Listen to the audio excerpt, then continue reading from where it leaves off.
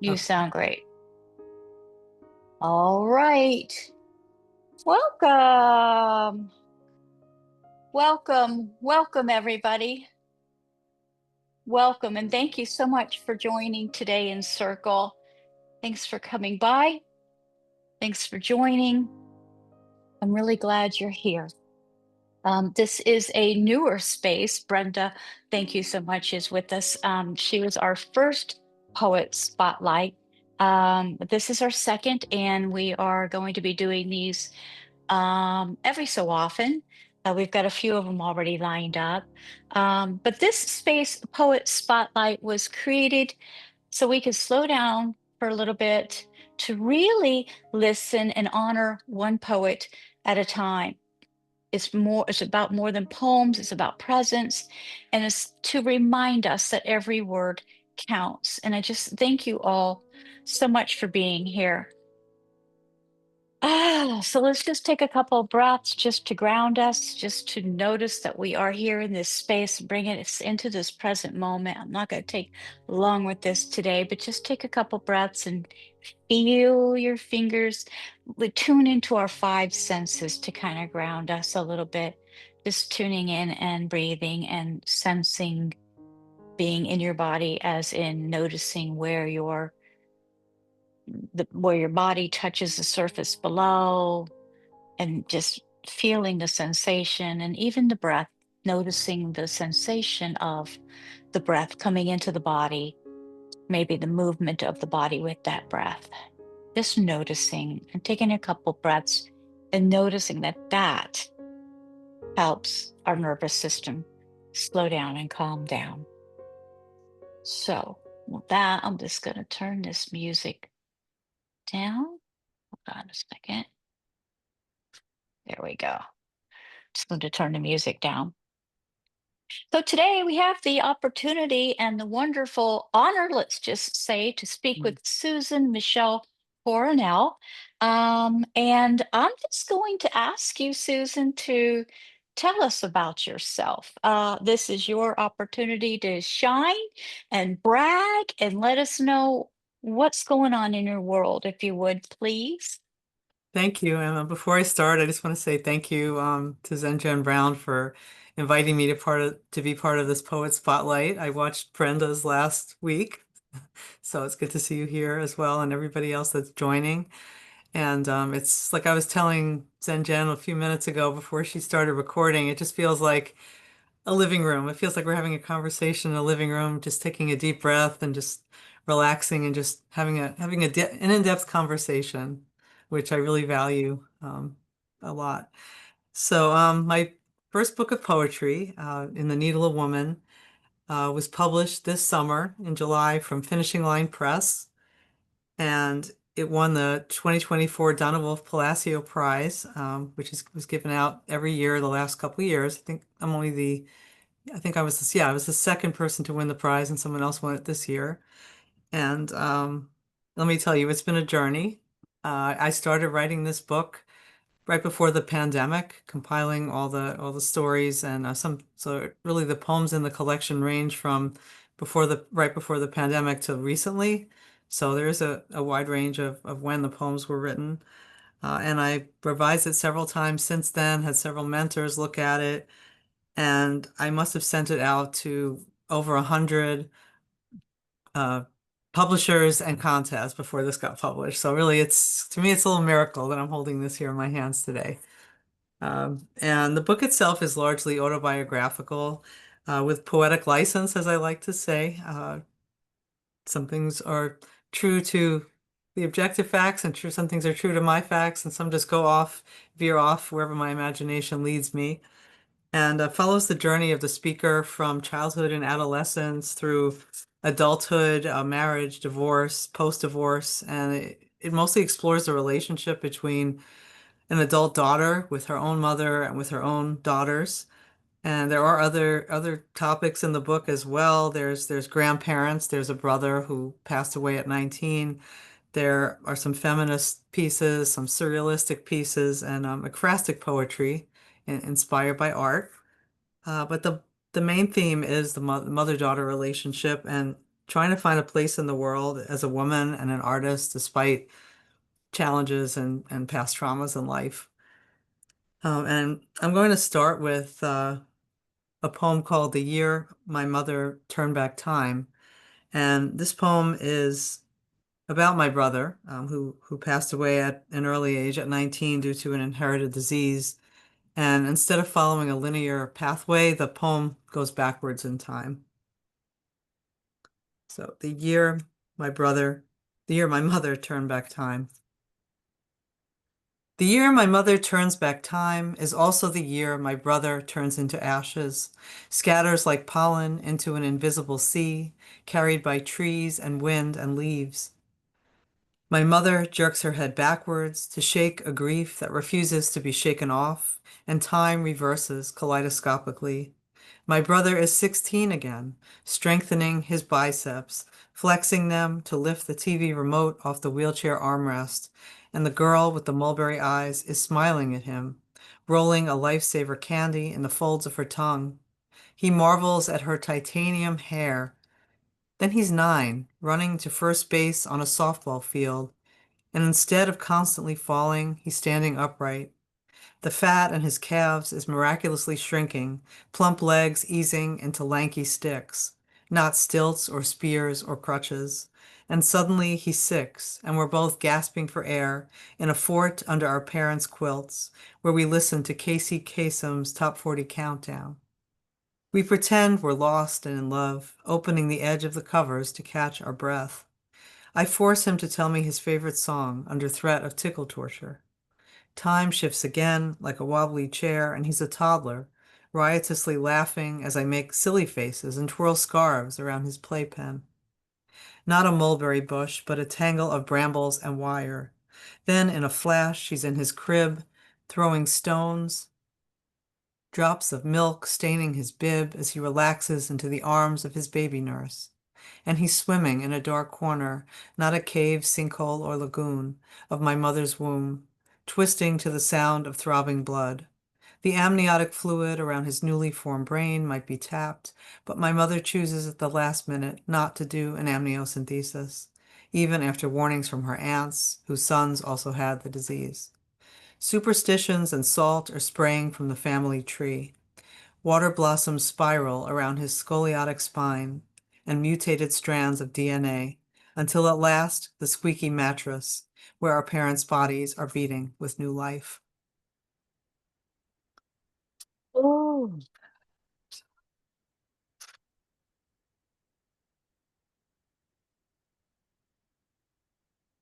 do you want to say any more about that poem?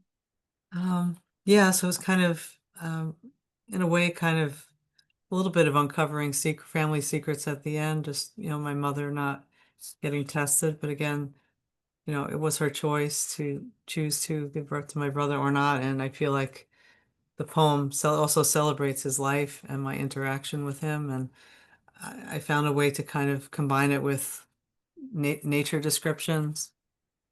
It just felt like first I had them separately, and then I worked them into the body of the poem. Yeah, I really love, I think you captured it there too. It was really pretty neat. The tent, I really liked the tent that Mhm. you added in. I'm a fan of those tents when I was a kid myself. Thank you. I do like to put the pop culture in there, like Casey Kasem's Top 40 and other poems talk about TV shows and movies of, the times growing up. So, All right. Thanks so much for sharing. Please continue. okay, so the next poem I'm going to read is a prose poem, and it's about the speaker's relationship to her own mother through the lens of art. In this case, an exhibit of painter Alice Neal that I went to at the Met Museum in New York City a couple years ago. And again, some parts are factual, but a lot of it is inspired by facts and goes into a creative direction. And writing this poem, I used the paintings as well as some biographical information about Alice Neal and kind of helped me to take it to another place. So I'm going to read that prose poem next. It's called If Alice Neal Made a Portrait of My Mother, Houses Have Eyes. My mother's crepe skin would gather like ruffles of crinoline. Alice would include my mother's most essential objects: an extra roll of three-ply toilet paper, a television, and dozens of framed photos of the grandchildren. If my mother posed for the portrait, her spine would curve like the Earth's penumbra, her flattened hair speckled with bald spots. For a backdrop, she'd select blue and white striped wallpaper, blue to match her eyes, white to signal surrender. If Alice painted my mother's genitals, she'd paint them tan with gray and white streaks, acrylic paint still wet on the brush. If she opened my mother's refrigerator, she'd find expired ketchup, crisp lettuce, and low-fat cottage cheese. If Alice and my mother traveled together to Cuba, my mother would use her limited Spanish to ask for cake and tea. Un pastel y un té, por favor. Alice would stare at men in alleys before requiring to paint them nude, marveling at their balls. If Alice invited my mother to her apartment in Spanish Harlem, my mother would sit on a stoop because she couldn't manage to climb up the four-story walk-up.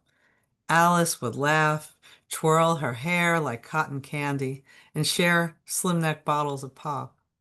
If Alice was my mother's therapist, she'd confess that she too lost a child.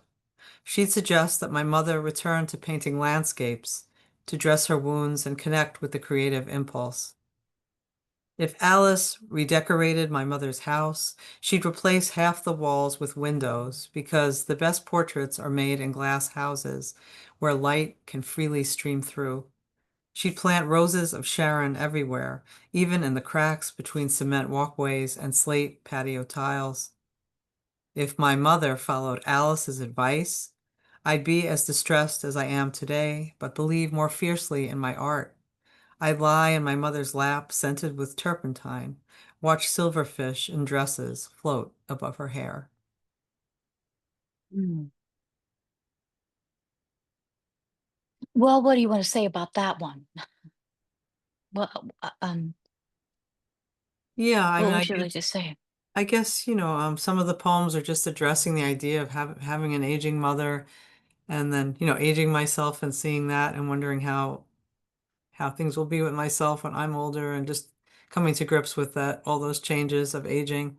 And also kind of, for me, I find meaning in life through art, through creativity. Is one of the things that grounds me and inspires me and keeps me going. And my mother kind of, in real life, she liked painting and she was pretty good at it, but it's something she never pursued. And I just kind of, you know, kind of crave that, like kind of being inspired by people that, that do go after their dreams, their art, and kind of the regret of wishing that maybe she did, but also sort of enveloping her in the mind and life of another artist.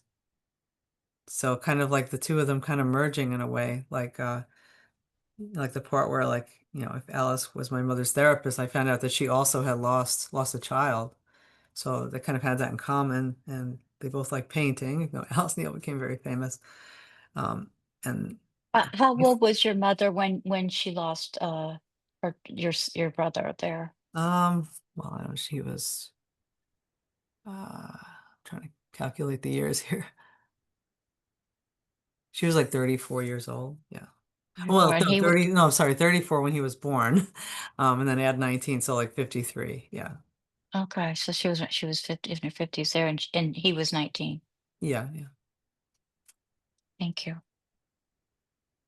And I guess it was kind of a healing. I mean, also kind of like like just bare naked truth, literally. Like I do mention, some body references, and also for me that feels honest to me to say it, and just because I feel like it's a way to break through the wall. It's like through art and by saying things kind of boldly without editing them. Yeah. um, Darlene said they're incredible poems. They are deep, funny, sad, colorful, all at the same time. And yeah, I agree with that. Thank you. Thank you for that. Do you have another poem you'd like to read, or do you want to talk a little bit deeper about your work and why you chose to put it all down? Yeah, sure. So again, like I write because I want to make sense of the world and make sense of all these traumatic experiences that were like swept under the rug, as I said, kind of in my family, like just a lot of things. And it's like I feel like radical honesty, like as I get older, radical honesty becomes something I want to go after even more than I am already. Like I feel like I'm bolder than I was, but I still feel like I want to just why not be me? Why not say it all? Why not, be what I feel called to say or how I feel called to live? I feel boldness and honesty is yeah more important to me at this point. And yeah, as far as creativity, I always like creative writing. As a child, my mom used to bring a lot of books from the library, and some of them were poetry books, but I kind of got more introduced to contemporary poetry like in high school when I took an AP English class, and we got to read some contemporary poems, which I felt really resonated with me. And I remember when the poet Allen Ginsberg, who lived in Lower Manhattan at the time, he was a guest speaker in our high school library, and he brought his harmonium with him, and he was reading his poetry. I thought that was really cool, and yeah, and then I when I went to college, I got interested in poetry. I became an English major, uh, studied poetry for a good part of the time I was there, and connected with other poets. Did a couple readings in town. I went to school in IU Bloomington. So I still my mentor, who was one of my teachers, was the poet Yusef Komunyakaa. He always like believed in my poetry. Kind of encouraged me to get an MFA, but life had its way of doing what it does, and ended up, being a teacher, got married, had kids, raised my kids and stuff. And then when I reached the decade marker, at 50, I decided like I was going to draw the line in the sand. I'm going to write. I'm going to like take my writing seriously, take poetry writing seriously. And I started taking classes and workshops, in person, some on Zoom, going to a couple conferences, also in person and Zoom, and just like taking my writing seriously and starting to send it out to presses. And I remember that first poem I sent out. It was so weird. And then it just kept going, and going. And I kind of just made it a habit. I haven't had time lately because I've been promoting the book, and I feel like I'm juggling like a million things lately. But for a good period of time, I was doing like sending out to 10 different journals a month. That was like my goal. And I think that helped get a lot of stuff published because I just was sending out so much over like the 5 years. Well, And good for you, because I hear um a lot of a lot of conversation is when people retires, when they allow themselves to actually do this. And I really love when it's prior to that, people are actually, giving themselves the space to do what their heart calls, um but some of this stuff that you've put down is deep, like Darlene said. And even writing is one thing, but actually really writing to the depth that you're writing says something too. um what is it that you hope people get out of your work? well, I think one is to realize that you can write about things that have happened that are difficult, but you don't necessarily have to write them straight. You can find other ways to tell those stories, through like another artwork, or adding other elements, magical elements, natural elements, adding things into your story, in the way that, it feels right to you. So, and encouraging others that they can do the same in their work. And yeah, and again, speak out and say your truth. It's not always easy to do, and some people that read the poems may not feel the same way, but it's my story, and like I feel like you have the boldness to tell your own story, whatever that looks like. Thank goodness. Thank goodness. Do you would you like to read some more? Do you have some more ready for us? Sure. I was gonna read one more before we break off and do a little reflection, and I have a little generative exercise that we could do if Super. we have time.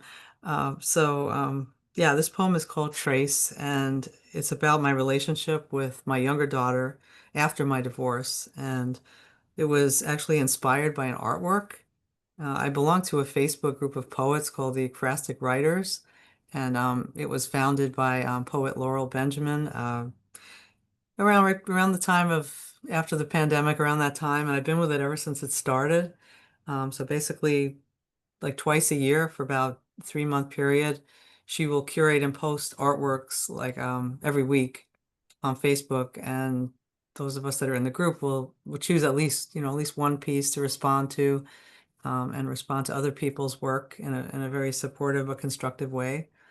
So a lot of poems have number of poems, especially the newer stuff, last 3 years, have come out of those workshops or those artworks, which, it's amazing how you look at a piece of art and it will trigger different things in your mind. And like I've had some poems that are very surrealistic or just about the painting, but then some like will take other areas like of life experience like this one and like merge it with the artwork, which I guess is kind of what I did with the Alice Neal piece. Um, so yeah, so the actual poem was inspired by an artwork that was like a series of red dots. And the red dots started making me think of the childhood game where you connect the dots and make squares. And another thing that we sometimes do when we do generative writing sessions, it's kind of optional, but we did one generative writing session where we look at a piece of artwork and we come up with some random words. Each of us come up with random words. But for me, they're not completely random. I do look and I have like a stack of books next to me, and I'll pick up books and just words that jump out at me or words that I feel would pair with the painting. And I just, choose those words. And then we would have like set a timer for a couple minutes, maybe even just 5 minutes, and just try to write a complete piece as best as possible, using as many words as possible and using the artwork. So this is one of the poems that came out of one of those sessions. So I'm going to read that. It's called Trace. Trace. My daughter and I used to play the game on paper, where you draw identical rows of dots and compete to connect them until you net the most squares. This was before she became as defiant as wind, before drama erupted from her mouth like sea salt and glitter, pigtails hitting her lunchbox as she ran. I muttered blessings and curses. She murmured about YouTube videos and Instagram. I meditated. She shrieked. I broke a plate. She called her father. That's when the corners started to disintegrate, became lines that zigzagged across the page. They became traces, drifting apart until I could barely recognize them. Her father bought her a phone without my consent, then invited her to move into his house. The game was rigged. I ask myself daily, why was I a silent pillar of salt? My daughter and I talk by phone most days, and I see her occasionally. She sleeps in her childhood bed only if her father has a business trip or visits his girlfriend. I wondered what it would have been like if we discovered more fluid shapes like circles, marbles bobbing in a river. We'd fish them out, then meticulously arrange them on the bank to ensure that the tiny glass globes wouldn't be volleyed like in a tennis match, but smoothed over with calm and steady fingers. I wish we'd found another way to mesh, to return to the surface, one always seeking the other. Cool.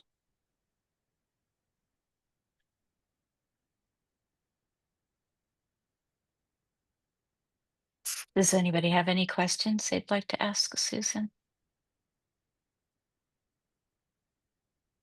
I, Darlene. I just I just want to say that your writing is so creative. You come from behind things, from underneath them. It's just not in a straight line. So I just love it because I tend to write like that too. I look at things from inside out, and so I'm just eating up everything. that you're saying. Your words are just wonderful. Very, Oh, it's thank you. really good. And I can't wait to Thanks, buy the book. darling. Yeah, Dory was holding it up there. Do you want to say anything, Dory? She was holding up your book. I think you're doing a fantastic job, Susan. You're explaining and reading, and everything is very beautiful. You're really holding it up. Thank you, Dory. Dory and I and two other poets were part of a Stafford writers group that we meet like every 2 weeks, every 2, 3 weeks. And it came out of the Stafford Challenge, which is group where you're challenged to write one poem a day for a whole year. And we did that last year. And you know, again, it's the effort. Not everyone, you miss the mark sometimes, but the point is to have that goal. And that's kind of built in me a daily writing practice.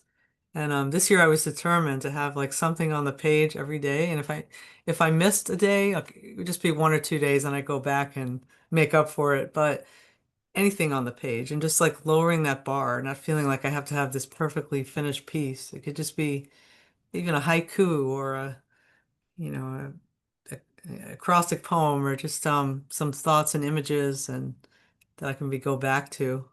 So like having that Yeah, practice does help. it's the act of showing up for ourselves, Yeah. whatever your creative practice is, because I relate a lot of this to, um, I'm newer to the writing. I mean, I say newer, it's already a couple years, if you could believe it or not.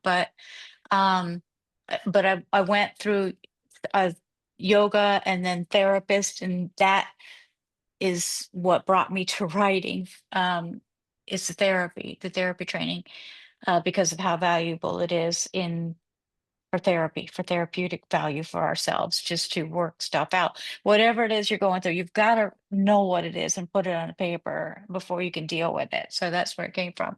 But then I fell in love with the poetry, and it's just been miraculous. But just the showing up for ourselves, it's what it makes it, it's what it does to you, just the fact of showing up. So it's not even like you got to write. It's the showing up, right? It's an interesting thing. Did you say you had a little activity you'd like to Yeah, do? yeah, I do. So, I was mentioning like two of the poems that I read today were inspired by art. And so I was thinking for this reflection and writing time, um, you could choose an artwork. I actually have a link that I can put in the chat of like it's artwork from the Met Museum, and just you don't even think too much about it, just kind of just latch on to some artwork or painting that you feel attracted to.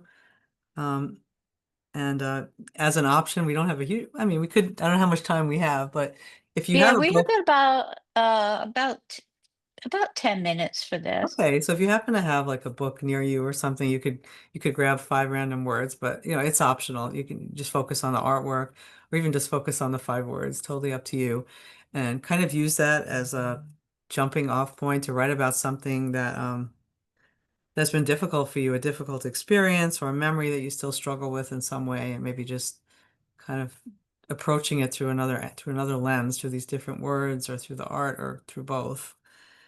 Um, Does everybody have a book near them to do that with? I know Dory does.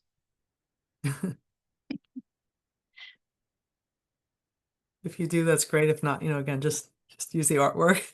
But I'm gonna Okay, so you're going to put put that in that the in the chat. Yeah, I'm gonna chat? do that Okay. now. And is everybody okay with that once she puts that in the chat? Yeah, so I picked artwork that's from 1900 to the present, so we're not, writing about ancient Greek statues, but okay. Okay, and we'll have 10 minutes on this, which is a lot. Yeah, I just put it in the chat. Okay, so if there's any challenges with that, let me know. Otherwise, we'll do 10 minutes here, and I'll go ahead and put that music on.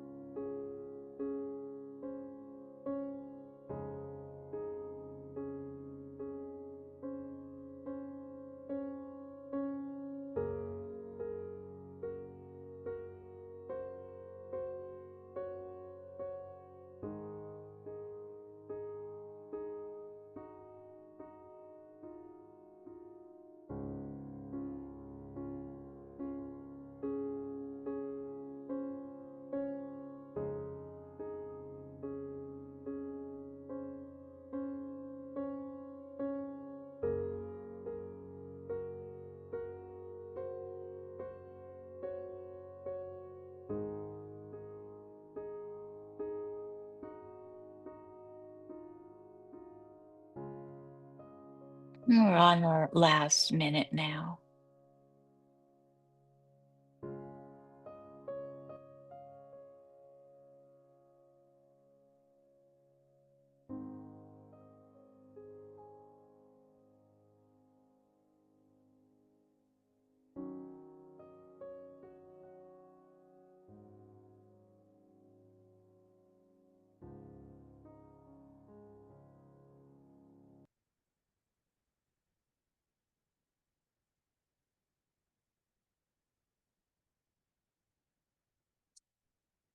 We can begin to finish that last couple sentences and rejoin the circle.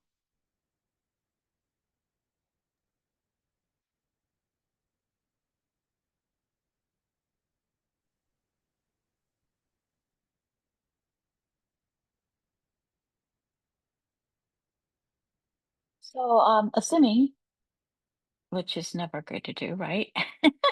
But gonna let everybody read, and Susan, you can say whatever you want to say about their readings.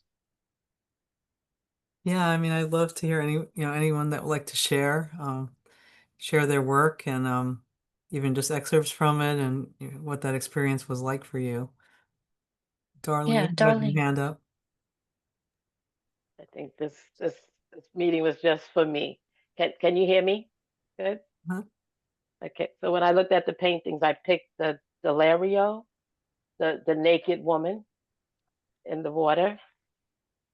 So as I look at this painting, I want to be in the water naked without a care.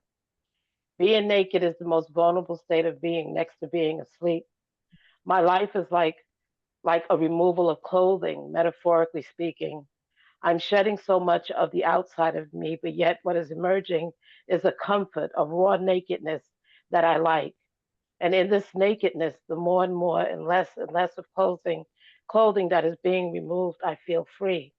Not all the way naked yet, but enjoying removing all the old clothes.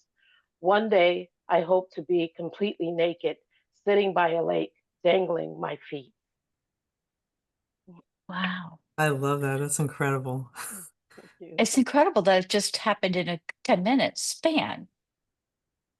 I Yes, just feel I was with you the whole time, and just the depth of it, the imagery, like it meant so much more than just a naked woman.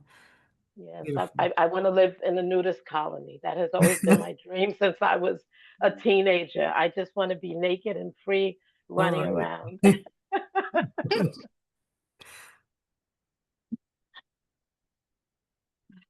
Um, well, I think we won't go too much into that, darling, but but I do think that as Susan was talking about before we actually came on today, how opening the writing is, and I would say it's that same sense of freedom that you might tap into, um, that you might tap into for that. Thanks so much for sharing, darling. That was nice. Very nice. Very nice. Brenda. Hello. Well, I found 5 words and then I found a photograph of Buzz Aldrin walking on the moon. Uh, light glows white, light glows orange, like metal melting. A man walks. Does he hear anything maybe whooshing inside his helmet, like the splash of water against a riverbank? How distant he walks, distant from all riverbanks, leaving footprints on the surface of the moon. Does his spacesuit, the pack on his back, feel heavy? Or is he light, nearly floating? Do his thoughts speak to him of escape? Or maybe geese flying south, maybe dragonflies in summer? Wow, that's amazing.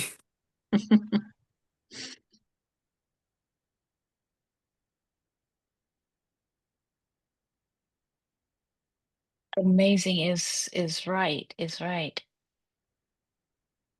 Um, do you want to comment on anything specific?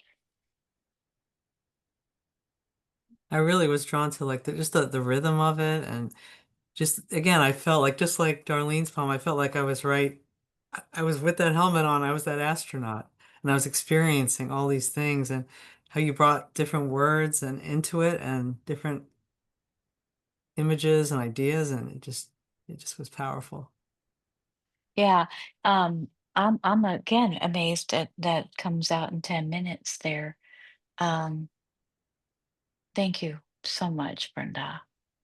Dory. I wasn't going to ask to read, but after Darlene read, I feel like I have to because we both wrote about Delario, and this we both chose to write about the same painting. And I was scrolling, and at first I spent a good portion of the time just scrolling and enjoying the artwork. And then I had one picked out and I was going to write about that. And I was sure I was going to write about that. And then just, I felt an impulse to write about this Delario. And I thought, no, I don't want to write about it because it has a naked woman in it. And I thought, no, I'm not going to do it. But then I felt strongly that that was the one for me to do. And the fact that Darlene wrote about it, now I feel a bond with Darlene. Anyway, thank you, Susan, for this prompt. It was very invigorating. There were no accidents that you chose the same painting. Yes, I know, it blows my mind. There's always some kind of connection going on, you know? Yes. Delario by Anders Zorn, etching, 1915. Single female figure bathing in her birthday suit, ankle deep in calmly waving waters, picking her steps along a private cove, clothed in sunshine, hair tied back, unconcerned with anything more than the placement of her next step. Nice. I was right there in her footsteps again. Like every one of these poems, I'm like right there. I like that last line for sure, man. It made me feel so present and grounded. Thank you. Thank you for sharing. You don't have to share what you wrote. You could share something about the process. What did you think about the invitation itself that you were given? Does anybody have anything to say on just that experience of doing that prompt? How did it even feel?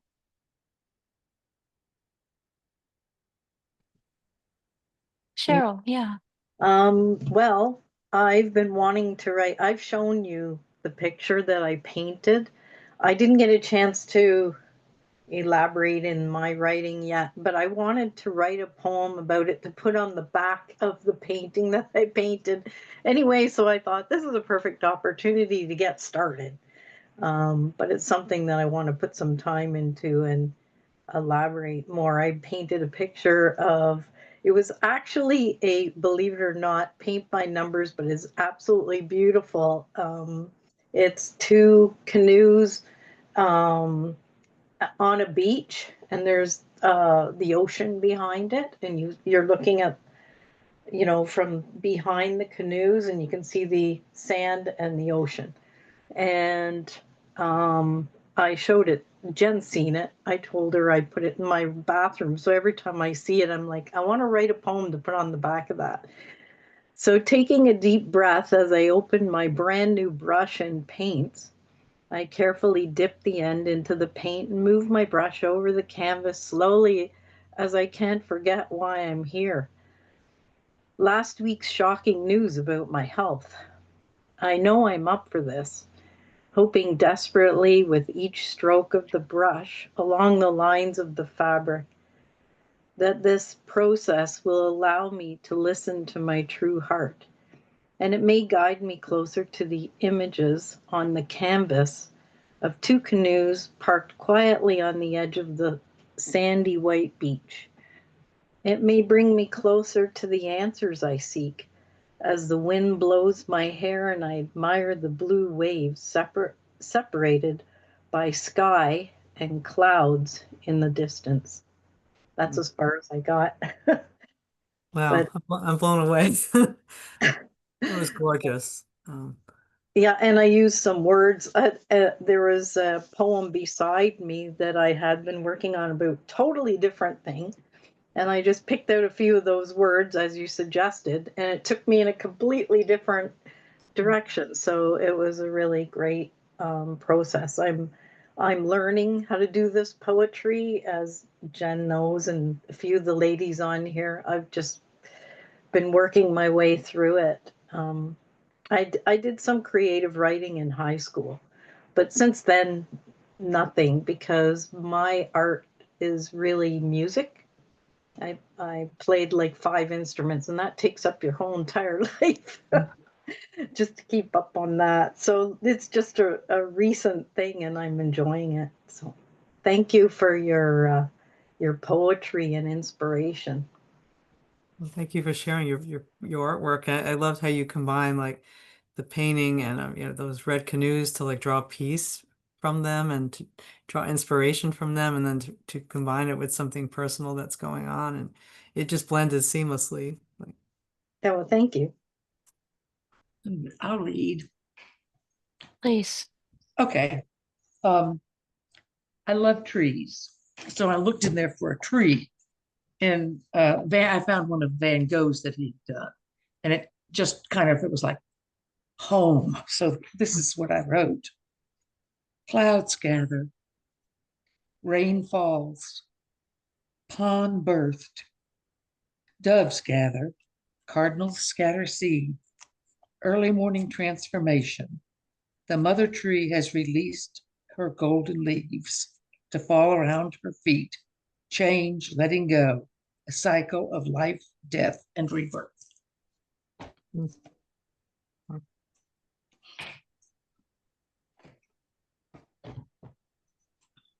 Thank you, Patty Joy, and thank you, Cheryl.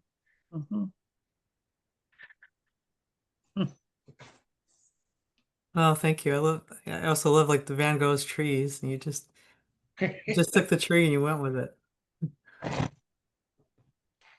I think I'm really a tree inside. Thank you. Anybody else want to share anything? No pressure. Do you have another poem you'd like to read, Susan? Or do you want to read what you wrote? Joanne was going to share. Oh, okay. Yay! Sorry, I missed you there. Great. I was not able to go into the way to get to the museum, because I knew if I got there, I'd never get back here. I am severely computer challenged. So I didn't go to the museum, but I live in a little town in Colorado, Lafayette, and every spring they put up at least 20, usually 30 sculptures and invite poets and photographers and artists to see and respond. And this year, so I do write a lot of ekphrastic poems. I write about all those sculptures. And so this year, a few weeks ago, I wrote a poem about a great gigantic bear that is laying out, sleeping, but still has a fish in its mouth on the corner of one of the streets here. And it's called The Bear. A bear is hiding at the corner of Baseline in Public at the edge of town. I stop to say hello and show her that a small bear rides with me in the body of a slender silver amulet that rests upon my chest and the petals of my heart. And I don't know if you can see this. I wear this every day. I don't know if it's coming out there or not. Anyway, I wear a small silver amulet bear. Trinket, token, fetish, charm, call her what you will. The little silver bear carries an abundance of bear medicine, courage, strength, power, heart. I tap into her spirit when I am lost, confused, afraid, and need a taste of life's sweet honey from the purest hive. The little bear does not disappoint. Mm. That is incredible too. I'm amazed. I wish I had a bear amulet, or I need an amulet now, of some kind. Yeah. Well, like I love how you went from the sculpture and then the amulet and just ending on just so much power and strength and hope. Love that. So I understand ekphrastic poetry to the way I approach it is to describe as much as I can the piece that I'm looking at and then my response to it. So that's how I approach the ekphrastic poems. I feel like it really grounds the poetry. Like you have something tangible to focus on, and from there you can build and go in any direction you Right. feel called to. Describe the piece and then your response to it. So that's how I do it. Thanks for sharing. Yeah, thank you. Yeah. Anybody else? Susan, did you want to share what you wrote or another poem Yeah, from I your could do book? that. Or I mean, it's in process, but yeah. So it was a fan leaf depicting a couple and butterflies. It almost looked like a Japanese fan of some kind. So this is what I wrote. I am sitting in your lap with a bunch of lilacs that you brought me. Look at yourself. You tell me, you're beautiful, holding up a mirror. We are breaking up, yet you show me love in your hand. The essence of life, like butterflies you caught in a net, spinning, expanding, ready to be set free. I touch my throat. I am collecting nectar and sweetening my body with hope.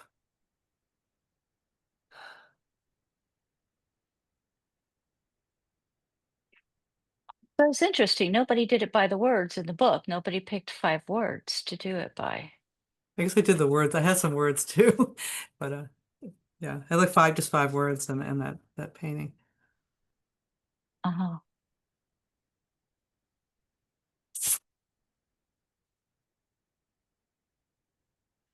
Um,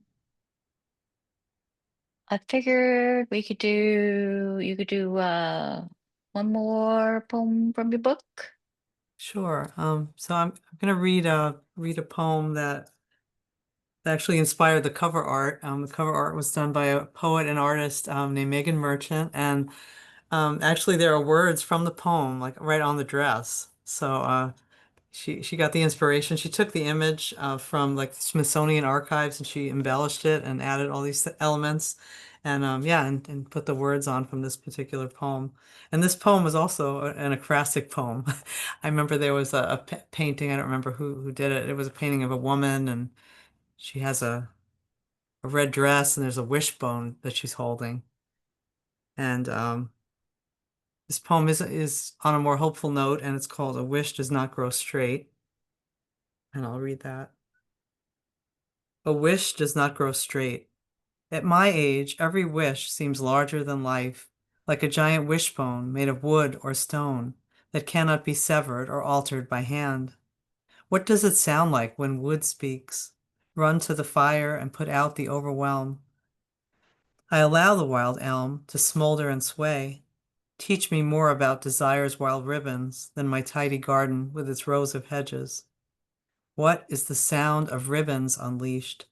Memory is simply smoke, fire underground. My red dress swirls around me in a train of miracles, carpeted silence pierced by night birds, footsteps, and running water. What does my red dress say to the darkness? The rawness of winter will not swallow me. Mm.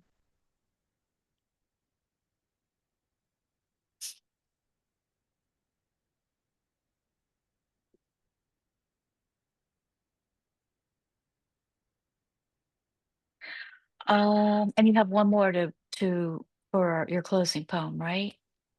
If you would Or like, I don't have one planned, but Well, you will get an opportunity to, okay. or final words and or both, right? And I wanted to actually, yeah, let's go ahead and do that now. And then we'll go around to everybody and ask what their final words are, or their best wishes for you, or what they're leaving here with today. And then I'll do a final uh, closing blessing for your work in this world as well. So That's yeah, if you could do your final closing poem or okay. closing words too, to make sure you Yeah. get in like what it is you want people to know, why you said yes to doing this, and what message are you wanting to get out there. Okay. Yeah, I'm very thankful again to be here. And actually, Dory was the one that told me about the space, so I'm very thankful that she led me to you. And to all of you, really, your work is really inspiring and really touched me. Everything that everybody read really touched me. And just yeah, carry forth and follow that that burning light inside of you, because I know you're already doing that. So I'm going to end with this poem called The Messy Now. In my basement office, I type under track lights. A money tree on the shelf is wrapped in red and gold paper. My mother says in resignation, "What's doing in my life? A whole lot of nothing." The next day, my daughter wakes, inconsolable after a dream that her abuelito is dying. "But he's fine," I say. "He's just a few miles away." "Not now," she replies, "but eventually." On the radio, Al Stewart croons lines from The Year of the Cat. These days, I feel my life just like a river running through. I tell myself not to overestimate the power of background music. I'm sorry for breaking the heart of my first love in Montreal on the 4th of July. Today is Monday, the day after fireworks crackle, spill like jewels from the sky. Every heart gets broken at least once or twice in a lifetime, more if the risk of love is stronger than the fear of losing it. Outside, magnolias sigh and the blue robe of sky unravels. I'm scared of losing my mother. Skin hangs on her arms like loose bed sheets. Hairline receding, she hobbles up and down the avenues. I want her to assure me about the other side of gray. Will I have self-respect? Will I be safe? I'm like a fish holding its breath.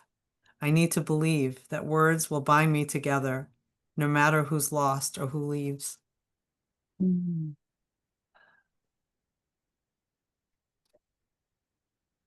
I'm glad Dory told us, connected us as well. Thank you. Thank you for that, Dory. Wow. Thank you. Thank you, Susan. Thank you so Thank much. you for having me here. Yeah, well, thank you for coming on and sharing so much. And your work is powerful. So thank you. Thank you so much for bringing that to us. I'm going to go around and ask everybody again if they want to have any final words they'd like to say about today. Any best wishes that you'd like to offer, Susan, or what you're leaving here with today. Brenda, you want to start us off, please? Okay, I just want to say thank you, Susan. Your work was amazing. I hope you keep on writing, and thank you, Zinjan, and everyone for sharing and being here. And I am leaving here feeling inspired. Wonderful, wonderful. Thank you so much, always. Darlene. I just want to say thank you, Susan, for sharing your gift. And I'm leaving here today with the word continuation, because you were a confirmation for me to keep going in the direction that I'm going in. So I thank you so much. I'm glad I'm here. And thank you, Zenjen, for this space. And everybody, thank you. Thank you, Darlene. Thank you, Darlene. Patty Joy. I'm in this state of bliss right now. This was, well, it first, this all kind of woke me up. It was a long day, and I feel very motivated. I feel very present. Thank you, Susan, for your beautiful poetry, and you, Jen, for everything you offer. But your poems just are beautiful and encourage me to want to. I write every day also, but I want to spread my tentacles out a little bit more, like the trees do. And I'm very grateful to have been here with all of your writing. Darlene, you've just blossomed. And what you done? I want to go to the nudist colony with you. Let's have a field trip. That would be fun. All of you are My just God. inspirations. I've got to lose 25 pounds first. Hold on. How much? No. Goodness. Thank you, Patty Thank you. Joy. Goodness. Cheryl.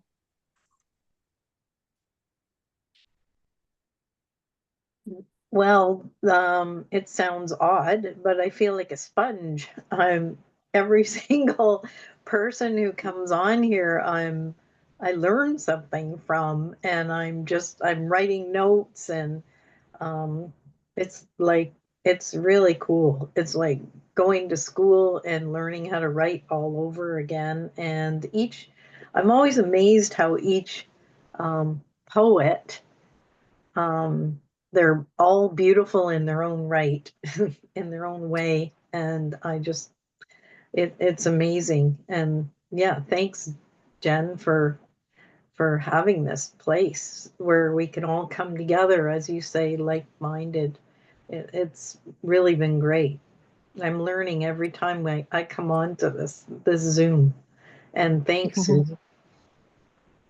Yeah, thank you too. Yeah, I think it's very nourishing for us to, I think it's so vital, honestly, to nourish ourselves right now in these times that we're living in. But I definitely think it's nourishing to, well, I mean, just to show up for yourself in the way you do, so yeah, thanks so much for that. Tammy, do you have anything you want to share today? Yeah, thank you, Susan. I especially like the poem about your daughter and the circles and squares because, well, sometimes life is such a labyrinth. And I started when I followed that link and I found something called fragments. So I started writing about that, but it's still too fragmented. So I'll keep working on it. But thank you all. I enjoyed our time together. Thank you. Thank you. Thank you. Dory.